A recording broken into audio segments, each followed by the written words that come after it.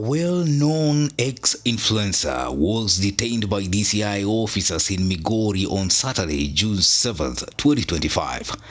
Less than 24 hours later, he was reported dead under mysterious circumstances. What happened in those critical hours? Albert Ojwang, known to many as Mwalimu Alberto Januzaj on X, was a vocal influencer from Migori, often sharing bold commentary on Kenyan politics and social issues. His posts resonated with thousands, especially young Kenyans who saw him as a voice for the common citizen. Whether critiquing government policies or highlighting local concerns, Ojwang's influence on X made him a recognizable figure in Kenya's digital space. His outspoken nature, however, may have drawn attention from authorities, setting the stage for the events of June 7, 2025. On Saturday afternoon, reports emerged that Albert Ojwang was detained by officers from Kenya's Directorate of Criminal Investigations, or DCI, in Migori County, located in Western Kenya. According to posts on X, the detainment happened swiftly, with little public information about the reasons behind it. Migori, a region known for its vibrant political discourse, has been a focal point for activism, as seen in recent events like the shoe-throwing incident at President Ruto's rally in May 2025. While the exact circumstances of his detainment remain unclear, posts on X suggest Ojwang was taken without immediate explanation, raising alarm among his followers. After his detainment, Ojwang was driven approximately 400 kilometers from Migori to Nairobi, where he was booked at Central Police Station on Saturday evening. This rapid transfer across the country sparked questions about the urgency and intent behind the DCI's actions. Central Police Station, located in the heart of Nairobi, is a key facility for high-profile cases, as seen in past incidents like the 2024 Parliament protests. My good friend Hospital, and I am here.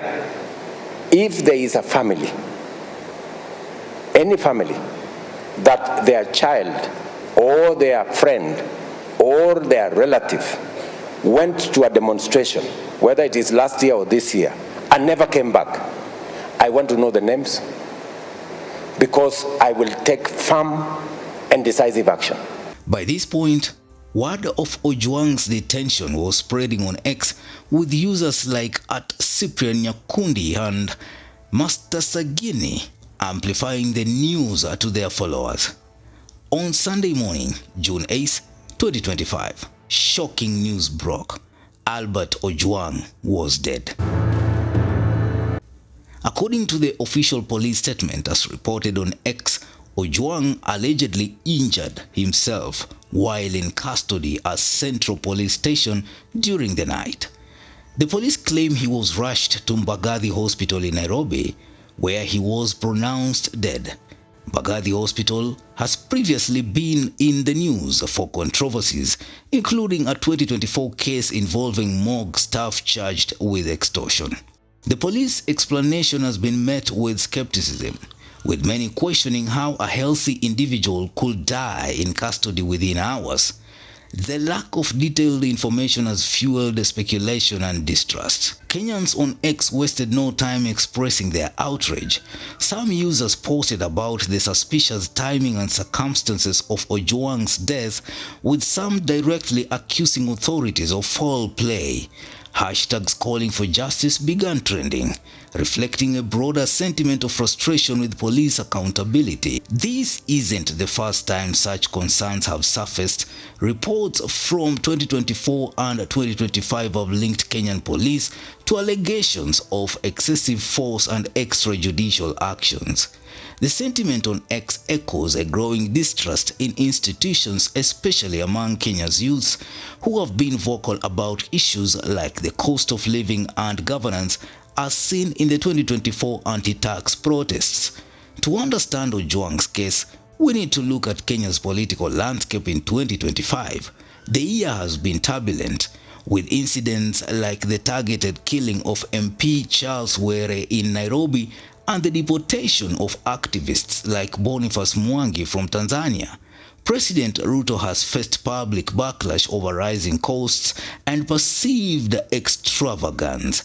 Young Kenyans, often labeled Gen Z protesters, have used platforms like X to organize and demand accountability, much like Ojwang did.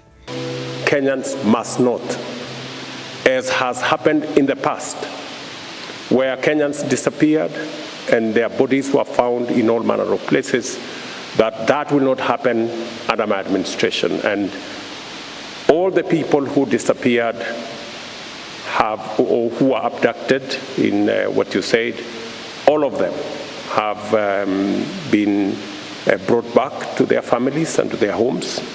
And I have given clarity and firm instructions that nothing of that kind of nature will happen again, and that it was my commitment as I became president that extrajudicial disappearances of Kenyans will not be part of what we are doing as a nation. His death has reignited debates about freedom of expression and the safety of activists in Kenya. Abductions. Now, abductions don't just happen. They begin with what we call trailing. So the abduction will most likely begin with trailing and surveillance. Yeah, to begin with trailing and surveillance.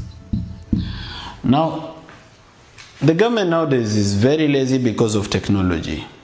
So because of that technology, they found easier ways to trail you and surveil you. So you need to understand these digital tactics that the government uses, and then what you do with that information is really to your own safety. Number one, okay? Number one, Safaricom or any line whatsoever, but most notoriously Safaricom. Now if you have a Safaricom SIM card, how a SIM card works is that it communicates to the nearest cell tower.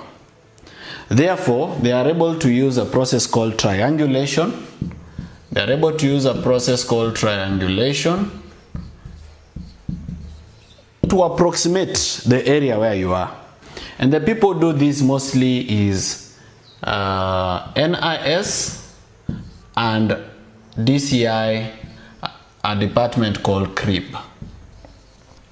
So there's a department in DCI, it's called the Criminal Research and Intelligence Bureau, and there's the National Intelligence Service. So mostly they are the ones who are going to do this because they have back-end access to Safari. The death of Albert Ojwang raises more questions than answers. Was it a tragic accident, as the police claim, or something more? As Kenyans demand clarity, this case underscores the challenges facing activists in a politically charged environment. Share your thoughts in the comments and let us know what you think this means for Kenya's future.